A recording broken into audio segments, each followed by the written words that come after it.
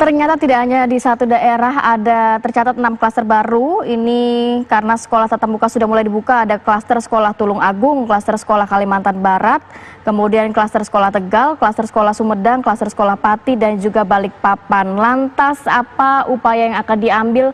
Apakah ini justru semakin banyak nantinya sekolah-sekolah yang menjadi klaster baru penyebaran COVID-19?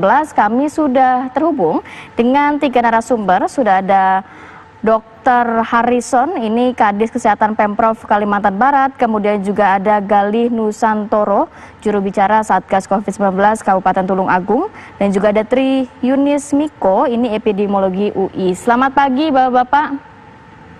Selamat pagi. Assalamualaikum warahmatullahi wabarakatuh. Waalaikumsalam warahmatullahi wabarakatuh. Saya mau ke Dr. Harrison, Kadis Kesehatan Pemprov Kalimantan Barat. Dok, jadi untuk yang di wilayah Kalimantan Barat, saya ingin konfirmasi, mereka positif ini ketika sudah ada kegiatan sekolah tatap muka atau ketika screening akan sekolah tatap muka ini? Ya, terima kasih Mas Bayu. Jadi saya luruskan dulu bahwa ini sebenarnya kita mempersiapkan sekolah tatap muka pada awal bulan Agustus. Nah, Bapak Gubernur Kalbar, Pak Sutarmiji, itu ingin memastikan benar-benar bahwa nanti yang sekolah tatap muka ini benar-benar yang tidak terkonfirmasi COVID-19 ya. Jadi Dinas Kesehatan Provinsi bersama Dinas Kesehatan Kabupaten Kota diminta untuk melaksanakan uji swab PCR terhadap semua guru dan siswa yang ada di ibu kota kabupaten kota dulu di Kalimantan Barat ini. Jadi kami uji tes dulu, kita lihat dulu keadaannya, baru nanti diambil keputusan apakah sekolah tatap muka atau tidak. Jadi memang ada berapa sekolah Pak totalnya yang memang akhirnya teridentifikasi positif COVID-19? Kabarnya lebih dari 1 sekolah ya Pak ya? Iya, jadi kami melaksanakan uji swab sejak tanggal 15 Juli ya. Pertengahan Juli kami sudah melaksanakan swab. Dan itu dari 6 kabupaten kota itu update terakhir, kita mendapatkan 18 orang guru yang ternyata positif COVID-19 dan 21 orang murid yang positif COVID-19. Ini sekitar 3% dari populasi murid atau guru yang kami periksa sampel swabnya. Nah, sampai sekarang jumlah atau pemeriksaan tes swab ini sudah mencakup seluruh populasi murid dan guru belum Pak? Ya, jadi kami memeriksa semua sekolah di kabupaten kota ya, di ibu kota kabupaten kotanya. Ya, di ibu kota kabupaten kota yang kami sekolah, semua kabupaten kota kami minta sampel swabnya. Nah, tapi memang yang baru kami periksa 1.493 sampel. Ya, artinya pemeriksaan sampel masih akan terus dilakukan, baru nanti akan memutuskan apakah sekolah dibuka atau tidak, gitu Pak? Ya, jadi dengan ditemukannya 18 guru dan 21 orang murid ini positif kasus konfirmasi COVID-19, Bapak Gubernur sudah minta untuk ditunda dulu pelaksanaan sekolah tatap mukanya. Ini demi keselamatan siswa dan guru juga ya. Oke, boleh dikonfirmasi itu di zona hijau atau juga ada zona kuning Pak? Ya, ini di zona hijau dan zona kuning yang ada di Kalimantan Barat. Oh, oke. Baik. Pak, kalau misalnya ini kan masih akan ditunda gitu ya, pelaksanaan sekolah tatap muka. Dan tadi Bapak udah menyebutkan ada angka berapa? 3% ya Pak ya? Iya. 3% itu angkanya bermakna apa sih Pak kalau misalnya dilihat dari angka 3%-nya? Besar, kecil, sedang atau? Ya, jadi sebenarnya kita melihat begini, kami memeriksa sampel swab ini dari populasi yang dianggap sehat kan. Ya, mereka sehat, tidak ada gejala, tanpa gejala, asimptomatik. Nah, kami periksa ternyata 3%-nya itu ternyata kasus konfirmasi COVID-19.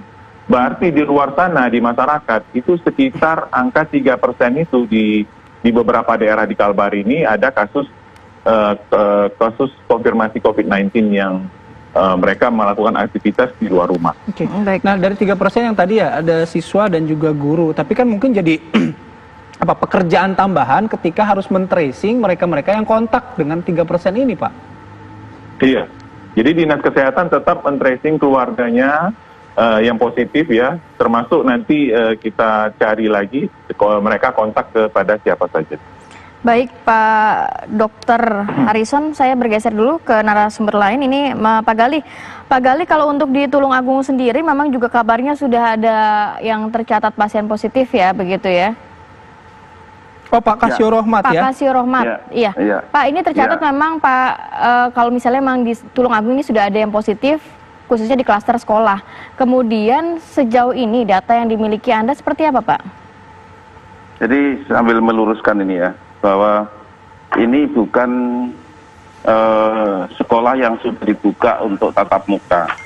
Jadi selama COVID itu ada pembelajaran secara daring, ada secara luring, karena topografi daerah ini adalah daerah pegunungan yang secara sinyal memang tidak memungkinkan, sehingga guru itu mempunyai inovasi untuk mengadakan pembelajaran secara luring. Nah, secara luring ini sendiri juga ada yang mendatangi ke rumah, ada yang membentuk kelompok kecil. Nah, ini kebetulan anak yang terkena positif ini itu luringnya hanya sekitar 6 orang. Nah, dia tidak didapatkan dari sekolah itu. Jadi kebetulan orang tuanya itu mau jadi TKI di Brunei, saat mau berangkat itu dilakukan screening. Ternyata bapaknya ini positif. Kemudian kita tracking ke keluarganya, ternyata anaknya ini positif.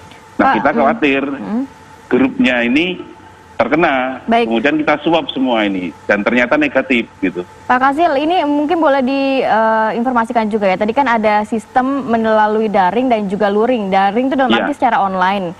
Kemudian luring itu apa? Luar jaringan. Mereka berkumpul atau luar bagaimana? Jaringan.